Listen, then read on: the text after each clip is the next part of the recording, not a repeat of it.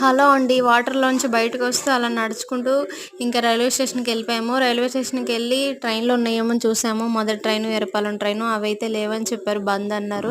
ఇంకా వెంటనే తెలిసిన వాళ్ళకి ఫోన్ చేశాము. అలాగే మా అల్లుడు గారు కూడా ఫోన్ చేసి మావయ్య గారు వస్తున్నామని చెప్పేసి అన్నారు. పాపం మైలవరం నుంచి మా కోసం విజయవాడ వచ్చారండి కారేసుకొని.